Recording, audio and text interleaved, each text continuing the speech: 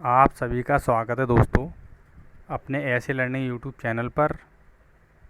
जिन लोगों ने अभी तक हमारे चैनल को सब्सक्राइब नहीं किया है वो लोग हमारे चैनल को सब्सक्राइब कर लें और बेल आइकन को भी प्रेस कर लें। चलिए दोस्तों, देखिए जो आज का हमारा टॉपिक है भारतीय संविधान की अनुसूचियाँ। देखिए दोस्तों, जब मूल संविधान था तो उसमें जो अनुसूचियों की संख्या थी वो कितनी थी? 8। मूल संविधान में अनुसूचियों की संख्या कितनी थी? 8। लेकिन जो वर्तमान में अनुसूचियों की संख्या है वो कितनी है? 12, है ना। देखिए जो 9वीं अनुसूची, 10वीं और 11वीं और 12वीं, इन अनुसूचियों को बाद में जोड़ा गया था। ठीक है ना दोस्तों। चलिए हम क्रम से अनुसूचियों के बारे में अध्ययन कर लेते हैं। देखिए दोस्तों, जो पहली अनुसूची है, ठीक है ना, पहली अनुसूची में जो विषय है वो देखिए राज्यों और केंद्र शासित प्रदेशों के नाम और उनकी सीमाएं, है ना। राज्य और केंद्र शासित प्रदेश एवं उनकी सीमाओं के बारे में इसमें दिया गया है। ठीक है ना विषय। तो देखिए अनुसूची पहली अनुसूची में है। दूसरी में देखिएगा विशिष्ट पदाधिकारियों के वेतन भत्ते संबंधी प्रावधान। दूसरी में क्या दिया गया है? विशिष्ट पदाधिकारियों के वेतन भत्ते संबंधी प्रावधान किस अनुसूची में दिया गया है? दूसरी अनुसूची में। ठीक है ना। देखिए जो विशिष्ट पदाधिकारी होते हैं जैसे राष्ट्रपति, उपराष्ट्रपति, है ना, राज्यपाल, जज, लोकसभा के अध्यक्ष, उपाध्यक्ष, ठीक है ना, तो इनके वेतन भत्ते संबंधी क्या दिए गए हैं? इसमें प्रावधान दिए गए हैं। और जो अनुसूची तीसरी है ना, तीसरी अनुसूची में दिया गया है शपथ। अब किन लोगों की, देखिए जो विशिष्ट पदाधिकारी थे ना, इन लोगों की शपथ किस में दी गई है? अनुसूची तीसरी में। अब देखिए याद आप लोग कैसे करेंगे? देखिए पहले जो पहली अनुसूची है ना उसमें राज्यों और केंद्र शासित प्रदेशों के नाम और उनकी सीमाएं। तो पहले में देखिए जो राज्य और जो केंद्र शासित प्रदेश हैं, है ना, उनके नाम और उनकी सीमाएं तय हो जानी चाहिए। पहले तो ये है ना। दूसरे में फिर इनमें रहने के लिए कुछ विशिष्ट पदाधिकारी होने चाहिए, है ना, और वो होंगे। उनके फिर वेतन भत्ते संबंधी प्रावधान भी होने चाहिए। उनका वेतन भत्ता भी उनको मिलना चाहिए, यानी कि सैलरी भी मिलनी चाहिए, तब तो उसमें रहेंगे। ठीक है ना। तो दूसरी अनुसूची में क्या हो गया? जो विशिष्ट पदाधिकारियों के वेतन भत्ते संबंधी प्रावधान। अब देखिए जो तीसरी में अब वो रहने लगे, उनको वेतन भी मिलने लगा, लेकिन अब वो काम को ठीक प्रकार से करें तो इसके लिए उनको शपथ दिलाई जाएगी। तो शपथ किस में दिलाई जाएगी? अनुसूची 3 में, तीसरी अनुसूची में। ठीक है ना दोस्तों। आप इस तरीके से पहली, दूसरी, तीसरी को याद कर सकते हैं एक दूसरे से लिंक करके।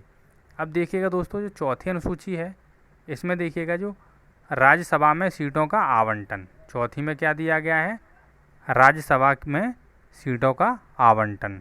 जैसे देखिए राज्य और केंद्र शासित प्रदेशों के लिए, जो राज्य और केंद्र शासित प्रदेशों के लिए दिया गया सीटों का आवंटन किसमें? राज्यसभा में। ठीक है ना, अनुसूची चौथी में।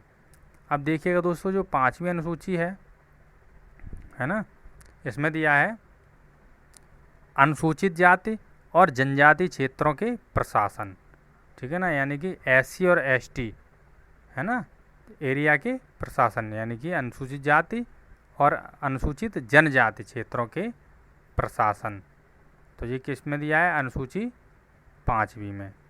अब देखिएगा दोस्तों जो 6वीं अनुसूची में देखिए जनजाति क्षेत्रों का प्रशासन, जो जनजाति क्षेत्रों का प्रशासन है वो दिया अनुसूची 6वीं में। ठीक है ना, 6वीं अनुसूची में। इसमें देखिए जो स्टेट हैं, जो राज्य हैं वो कौन कौन से हैं? असम, मेघालय, त्रिपुरा और मिजोरम। और दोस्तों देखिएगा इसके बाद जो हमारी नेक्स्ट वीडियो होगी उसमें आपको जो आर्टिकल और जो अनुसूचियाँ जो मैं करा रहा हूँ इनसे संबंधित प्रश्न होंगे। ठीक है ना, जो विगत परीक्षाओं में पूछे हुए प्रश्न होंगे।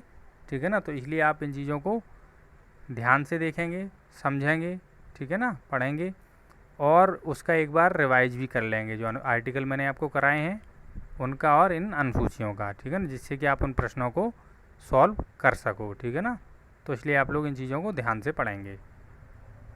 चलिए दोस्तों, अनुसूची 7वीं में देखिए इसमें संघ सूची। देखिए जो संघ सूची थी ना इसमें जो पहले विषय थे वो थे 97, लेकिन जो वर्तमान में विषय हैं वो कितने हैं? 100। ठीक है, इन चीज़ों को भी आपको ध्यान में रखना है। देखिएगा, जो पहले विषय कितने थे 97, लेकिन वर्तमान में विषय हैं 100। किस में? संघ सूची में। अब देखिएगा जो राज्य सूची है, तो देखिए राज्य सूची में पहले विषय थे 66, है ना, और वर्तमान में विषय कितने? 61।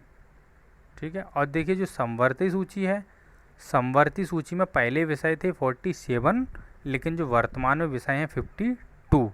तो इनको भी आप लोग क्या रखेंगे? याद रखेंगे। ठीक है। तो देखिएगा जो 7वीं अनुसूची में क्या दिया है? संघ सूची, राज्य सूची और समवर्ती सूची के संदर्भ में शक्तियों का विभाजन। ठीक है ना दोस्तों। तो ये किस में दिया है? 7वीं अनुसूची में दिया है। अब दोस्तों देखिएगा जो 8वीं अनुसूची, 8वीं अनुसूची में दी है भाषा। देखिए जो पहले संविधान द्वारा जो स्वीकृत भाषाएं थीं वो थीं 14। कितनी थीं? 14। लेकिन वर्तमान में संविधान द्वारा जो स्वीकृत भाषाएं हैं वो कितनी हैं? 22। ठीक है ना दोस्तों। यानी भाषा से संबंधित किस अनुसूची में दिया है? अनुसूची 8 में। चलिए दोस्तों आगे बढ़ लेते हैं। अब दोस्तों देखिएगा जो 9वीं अनुसूची है, देखिए प्रथम संविधान संशोधन 1951। जो 9वीं अनुसूची को कब जोड़ा गया था? 1951 में, जब पहला संविधान संशोधन हुआ था तब इसे जोड़ा गया था।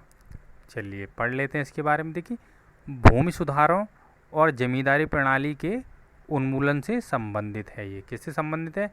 भूमि सुधारों और जमींदारी प्रणाली के उन्मूलन से संबंधित। देखिए जो प्रारंभ में इसे न्यायालय में चुनौती नहीं दी जा सकती, यानी कि जो पहले इसे क्या होता था कि इसे कोर्ट में चुनौती नहीं दी जा सकती थी, लेकिन अब इसे कोर्ट में चुनौती दी जा सकती है। ठीक है ना दोस्तों। तो ये अनुसूची 9। अब देखिए जो अनुसूची 10वीं है ना, 10वीं अनुसूची, देखिए इसको जोड़ा गया था 52वें संविधान संशोधन में। ठीक है ना, 1985 में से जोड़ा गया था। इसे दल परिवर्तन रोधी कानून भी कहा जाता है। ठीक है ना, क्या कहा जाता है इसे? दल परिवर्तन रोधी। हम कह सकते हैं दल बदल संबंधित। ठीक है ना। तो दोस्तों देखिए दल बदल यानी दा से दल और दा से 10, है ना। दल बदल या दल परिवर्तन रोधी कानून भी कहा जाता है। किसे कहा जाता है? अनुसूची 10 को। तो आप यहाँ से दा से 10 और दा से दल। ठीक है ना, आप लोग यहाँ से इसे याद कर लेंगे। देखिए जो 11वीं अनुसूची है, इसमें देखिएगा जो 73वें संविधान संशोधन 1992 में इसको जो है जोड़ा गया। इसको कब जोड़ा गया? 73वें संविधान संशोधन में इसे जोड़ा गया है ना। 73वां संविधान संशोधन कब हुआ था? 1992। ठीक है ना, 93 में। देखिए इसमें क्या है? 1993 में हुआ था। देखिए पंचायत की शक्तियाँ, जो पंचायत है ना उसकी शक्तियाँ, उसके प्राधिकार व जिम्मेवारियाँ। ठीक है ना, ये किस में दिया है? अनुसूची 11 में। और तथा इसमें विषय कितने दिए हैं? 29, यानी कि 29 इसमें विषय दिए हैं। ठीक है ना। अब दोस्तों देखिए लास्ट अनुसूची है कौन सी? 12वीं। देखिए 12वीं में क्या दिया है? 74वें संविधान संशोधन में इसे जोड़ा गया था। 74वां संविधान संशोधन 1993 में इसको क्या किया गया? जोड़ा गया।